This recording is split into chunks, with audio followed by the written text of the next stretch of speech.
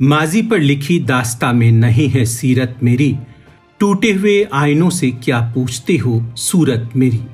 संघ और भाजपा दोनों की निगाहें सहकारिता की जमीन पर सियासत के नए बीजारोपण पर लगी है। इसी हफ्ते नागपुर में संपन्न हुए अपने 2 दिवसीय मंथन बैठक में संघ सहकारिता आंदोलन को नई धार देने के लिए अपने एक आनुषांगिक संगठन सहकार भारती को नई ऊर्जा से लबरेज करने की बात करता है। वहीं मोदी कैबिनेट के नए नवेले कोऑपरेटिव मंत्री अमित शाह सहकारिता के क्षेत्र के अपने पुराने अनुभवों को भगवा जमीन सिंचित करने में लगा रहे हैं। महाराष्ट्र में सहकारिता आंदोलन के ध्वजवाहक शरद पवार से लेकर इस आंदोलन के जनक राज्यों में शुमार होने वाले केरल के नेताओं से भी शाह अपना राब्ता बढ़ाने में जुटे हैं। अभी हाल ही में यूपी के डिस्ट्रिक्ट कोऑपरेटिव के चुनाव शाह ने अपनी देखरेख में करवाए, जहां काफी हद तक भगवा वर्चस्व कायम हुआ।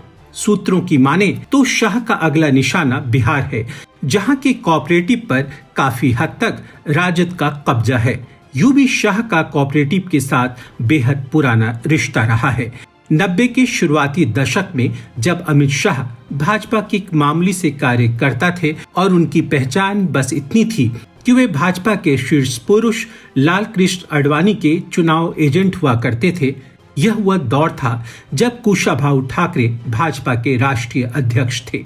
ठाकरे को शाह के संगठन कौशल पर इतना भरोसा था कि उन्होंने अमित शाह को भाजपा के सहकारिता प्रकोष्ठ का राष्ट्रीय संयोजक नियुक्त कर दिया।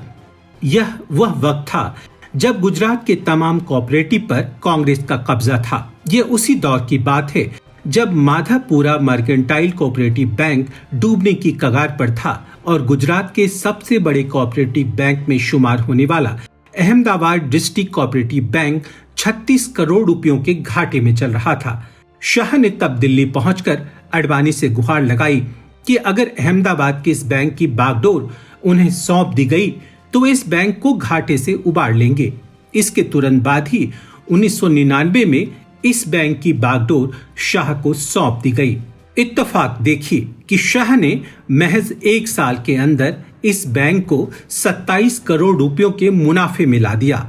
आज गुजरात के 22 कोऑपरेटिव बैंकों में से 20 पर भाजपा का वर्चस्व है। पीएम मोदी की सियासी बाजीगरियों का ये बृहत्तर आयाम था कि उन्होंने अपने नवगठित सहकारिता मंत्रालय की बागडोर अपने सबसे भरोसेमंद अमित शाह को सौंप दी। हमारी वीडियोस को देखने के बाद लाइक और सब्सक्राइब करना बिल्कुल ना भूलें।